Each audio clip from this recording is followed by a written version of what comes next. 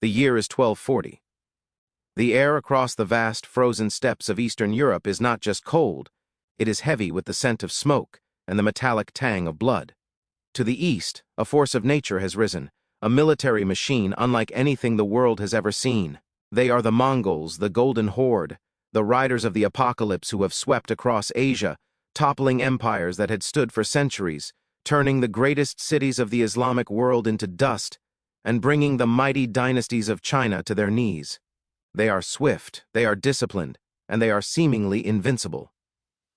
Under the command of Batu Khan, the grandson of the legendary Genghis and his brilliant General Subutai, they have turned their gaze toward the setting sun. They see Europe not as a threat, but as a harvest. But as this unstoppable tide of horse archers and heavy lancers crashes into the borders of the gloomy, forested lands of the Rus, they encounter something they did not expect. They do not find the organized, rigid formations of the Chinese infantry, nor do they find the light skirmishing tactics of the Persian cavalry. They find a people hardened by long winters, ruled by a warrior caste with a lineage that stretches back to the icy fjords of Scandinavia. They find the descendants of the Vikings. These are the Rus, the sons of Rurik, the inheritors of the Varangian tradition. While they have adopted the Orthodox cross and built great stone churches, the blood of the Northmen still pumps furiously in their veins. They wield the heavy bearded axe. They form the shield wall. They worship a god of peace, but fight with the fury of a god of war. And in the brutal campaigns leading up to and including the catastrophic year of 1240, these two warrior cultures, the masters of the open steppe and the lords of the northern forests, would collide in a violence so profound that it would shake the foundations of history. This is the story of a clash of civilizations. It is a story of how the most sophisticated military machine on Earth found itself pausing in hesitation, and perhaps even fear, before the sheer, unbridled ferocity of the Viking spirit. To understand the magnitude of this confrontation, we must first look into the minds of the invaders. The Mongols of the 13th century were not merely barbarians, as the terrified chronicles of European monks often portrayed them. They were the practitioners of a highly advanced form of warfare. A Mongol Tumen, a unit of 10,000 riders, was a self-sufficient organism of destruction. They could travel up to 100 miles a day, sleeping in the saddle, drinking the blood of their horses if rations ran dry.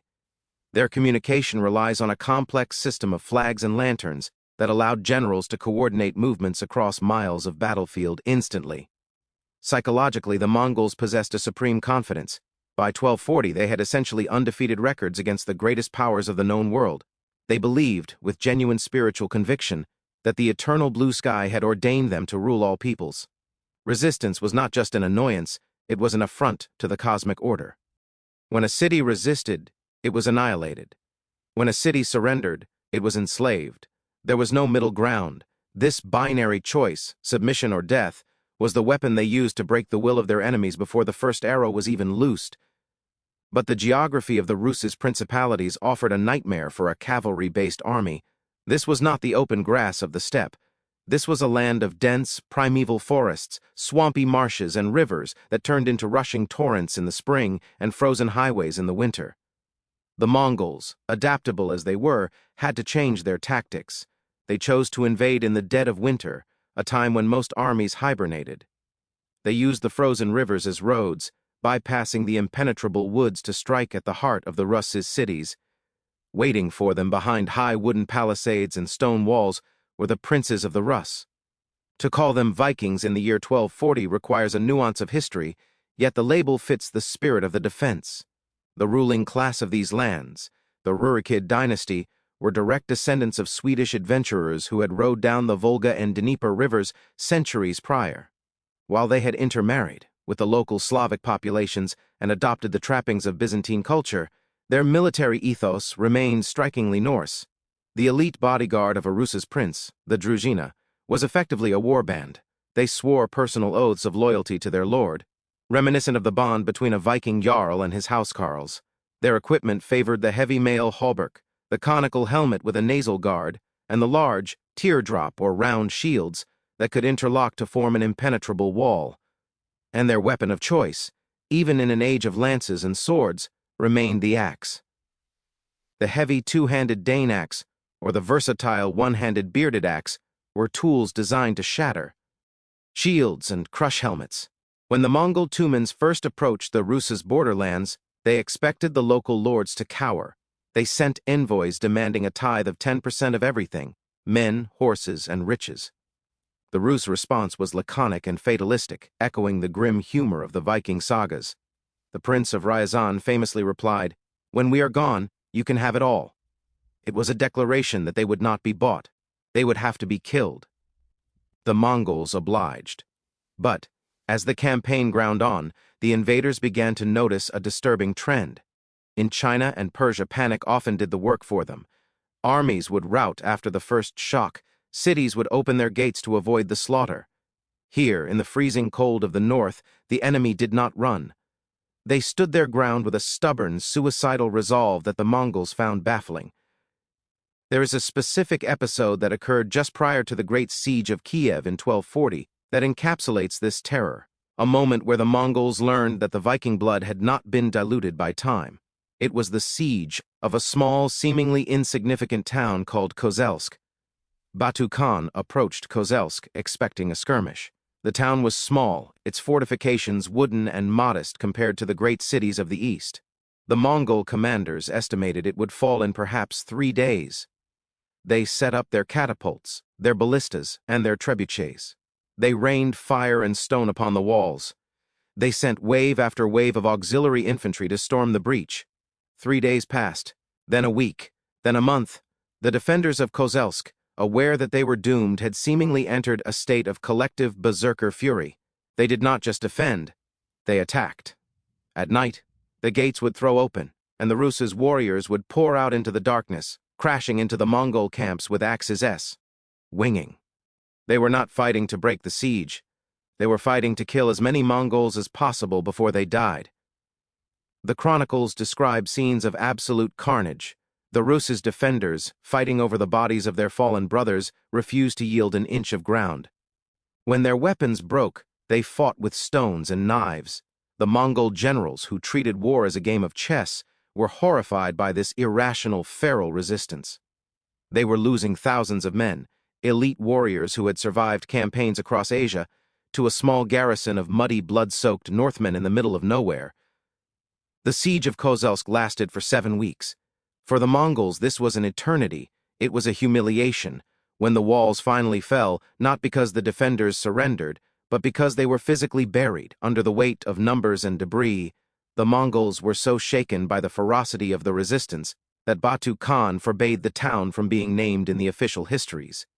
He referred to it only as the City of Woe or the Evil City. He ordered every living thing within the walls to be slaughtered, not just out of cruelty, but out of a superstitious dread. They wanted to erase the memory of a people who fought with such disregard for their own lives. This was the prelude to 1240. The Mongols had learned that every mile of this land would be paid for in blood. The terror mentioned was not the fear of losing the war, the Mongol numbers were too vast for that, but the fear of the cost. The Mongols were practical conquerors. They preferred subjects, not corpses. The Rus, with their Viking ethos of a glorious death, were denying them the satisfaction of conquest.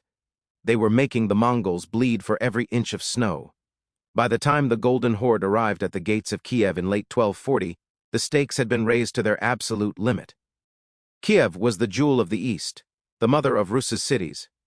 Its golden domes shone across the Dnieper River. Its walls were massive, built of stone and timber, manned by a population that had heard the stories of Ryazan and Kozelsk. They knew no quarter would be given.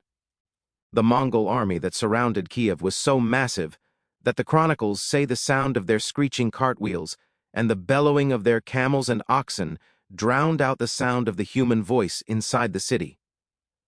You could not hear the person standing next to you speak. It was a psychological weapon, a wall of noise designed to break the spirit.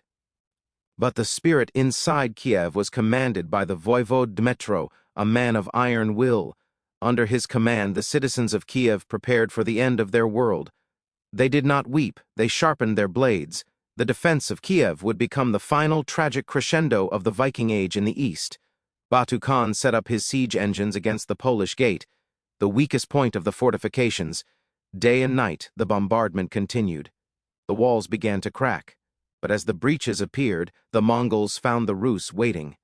The fighting in the breaches was hand-to-hand, intimate and horrific. The longer reach of the Mongol lance was negated by the tight quarters. Here, the axe reigned supreme. The Mongols were used to fluidity. They would attack, feign retreat, and lure the enemy out. But the defenders of Kiev would not take the bait. They held the line, shield against shield, a tactic their ancestors had used on the battlefields of England and France. It forced the Mongols to engage in a meat grinder of attrition, something they despised. When the outer walls were finally breached, the defenders did not surrender. They simply fell back to the inner city. They turned every street into a kill zone, every house into a fortress. The Mongols had to clear the city building by building. The casualties on the Mongol side were staggering. The sheer tenacity of the resistance meant that the Mongol commanders had to rotate their troops constantly to prevent exhaustion and morale collapse. The climax of the battle took place at the Church of the Tithes, the oldest stone church in Kiev. As the Mongols overran the inner city, the last of the defenders and the civilian population retreated into the massive stone structure. It was a sanctuary, but it was also a tomb. The refugees packed the church so tightly, climbing into the upper balconies and the sanctuary, that their sheer weight, combined with the structural damage from the Mongol battering rams pounding the walls, caused the building to collapse. The great stone dome imploded, crushing hundreds of people instantly and burying the last of the resistance. Silence finally fell over Kiev, but the silence was deceptive. The Mongols had won, yes. They had burned the great city. They had slaughtered the population. But the victory felt hollow. The campaign of 1240 had depleted the Mongol forces significantly. The Vikings of the Rus' lands had mauled the Golden Horde in a way that no other civilization had. Batu Khan captured the commander, Dmytro, alive. In the normal course of Mongol warfare, an enemy commander who had cost the Khan so many men would be executed in a slow, agonizing ritual. But Dmytro was different. He was the embodiment of that northern ferocity that the Mongols had come to fear and, grudgingly, respect. Batu Khan looked at the wounded, bloodied voivode and, in a rare act of chivalry, spared his life. He told Dmytro that he was free to go, citing his courage as the reason. It was an admission that while the Mongols could destroy the bodies of these Northmen, they could not break their spirit. The aftermath of 1240 changed the trajectory of the Mongols continued west, invading Hungary and Poland. They won battles there too, including the famous Battle of Legnica. But the momentum was slowing. The meat grinder of the Rus campaign, the stubborn refusal of the Viking descendants to submit, had bled the horde. Furthermore, the psychological impact on the Mongols was profound. They had encountered a culture that did not play by the rational rules of warfare. In the Mongol worldview, war was a means to an end: power, wealth, security. For the Rus, heavily influenced by their Varangian heritage, war was often an end in itself, a spiritual test where the manner of one's death mattered more than the outcome of the battle. This terrified the Mongols because it made the enemy unpredictable. How do you negotiate with a man who wants to die with a sword in his hand? How do you threaten a garrison that has already performed its own funeral rites? The legacy of this clash echoed for centuries. The Rus' lands remained under the Tatar yoke for nearly 250 years, but the spirit of 1240 remained alive. It was the memory of the city of woe and the defense of Kiev that fueled the eventual rise of Moscow and the expulsion of the horde at the Battle of Kulikovo over a century later. But we must also look at the technology and the tactical evolution that this conflict spurred. The encounter with the heavily armored Rus' warrior forced the Mongols to adapt their own equipment. We see in the archaeological record a shift in the Golden Horde's weaponry in the decades following 1240. They began to adopt heavier armor for their own shock cavalry. They began to use maces and axes more frequently, tools designed to crack the heavy European plate and mail that had frustrated them at the walls of Kiev. The Mongols, the great teachers of war, had been forced to become students. Conversely, the Rus learned from the Mongols. The survivors of the invasion adopted the composite bow, the lamellar armor styles, and the tactical flexibility of the steppe. The Russian armies that would eventually conquer the steppe centuries later were a hybrid, possessing the discipline and mobility of the Mongols, but the heavy shock power and stubborn resilience of the Vikings. The year 1240 stands as a fulcrum in history. It is easy to look at the maps and see a Mongol victory. They conquered the land. They extracted the tribute. But if we look closer, if we listen to the silence of the snow-covered ruins of Kozelsk and Kiev, we hear a different story. We hear the story of a terrifying realization that dawned on the Mongol commanders, that there were corners of the earth where the people were as hard as the granite beneath their feet. The Mongols were terrified not of the Rus's military power, which they ultimately crushed, but of the Rus's capacity for suffering. They were terrified by a warrior code that viewed total annihilation as a preferable alternative to submission. It was a clash between the irresistible force and the immovable object. In the end, the Vikings, or rather, their spiritual and genetic heirs, did what no empire in China or the Middle East could do. They made the Mongols bleed so heavily that the scars remained on the psyche of the Golden Horde forever. They proved that while you can burn a city and you can slaughter a people, you cannot kill a legacy that was forged in the ice of the north. As the smoke cleared over the ruins of Kiev in the winter of 1240, the age of the Vikings was truly finally over. It ended not with a whimper but with a roar that shook the world, a final shield wall standing against the tide of history, earning the terrified respect of the greatest conquerors the world had ever known. The interaction between these cultures is often simplified into a narrat. The hive of oppression, but it was also a forge. The Russia that emerged from the ashes of 1240 was hardened by the fire. It had absorbed the ferocity of the Mongol and retained the resilience of the Viking. To visualize the intensity of this moment, imagine the scene at the breach of Kozelsk one last time. Imagine a Mongol commander, a man who has ridden from the Pacific Ocean to the Volga, watching his elite heavy lancers being chopped down by men who have been starving for weeks. He sees the madness in their eyes. He sees them laughing as they die. In that moment, he realizes that his empire, vast as it is, has limits. He realizes that there are things in this world that cannot be tamed, only destroyed. That is the terror. That is the lesson of 1240. We often glorify the victors of history. We look at the size of the empire on the map. By that metric, the Mongols are the undisputed champions. But there is another metric, the cost of victory. By that metric, the Russes exacted a price that was nearly bankrupting. The Battle of 1240 was not just a military engagement, it was a collision of two distinct views of humanity. The Mongol view was collective, hierarchical, and focused on the supremacy of the Khan. The Rus's view, inherited from the Norse, was individualistic, heroic, and focused on personal glory and honor. When these two views collided, the shockwave was felt from Beijing to Rome. It served as a grim warning to the rest of Europe. The refugees fleeing the Mongol advance brought tales of the monsters from the east, but they also brought tales of the heroic defense. These stories galvanized the knights of Poland and Hungary. They knew what was coming. They knew that the Vikings of the east had bought them time with their lives. So when we think of the year 1240, let us not think only of the fall of Kiev. Let us think of the 7 weeks at Kozelsk. Let us ink of the axes breaking against the curved sabers. Let us think of the moment when the Mongols, the masters of the world, looked over the rim of their shields and felt a shiver of true, primal fear. They had come to conquer a land, but they found themselves fighting a legend. And legends, as they found out, are very hard to kill. The battle that made the Mongols terrified of the Vikings was not a single day of combat. It was a grueling, bloody campaign where the Horde learned that in the cold, dark forests of the north, the dragon does not always eat the wolf without getting bit. This is the legacy of 1240, a testament to the enduring power of the warrior spirit, echoing through the centuries, reminding us that even in the face of inevitable defeat, how one fights matters just as much as who wins. The Mongols may have won the war, but the Vikings won the immortality of memory, standing tall in the ruins, defying the storm until the very end.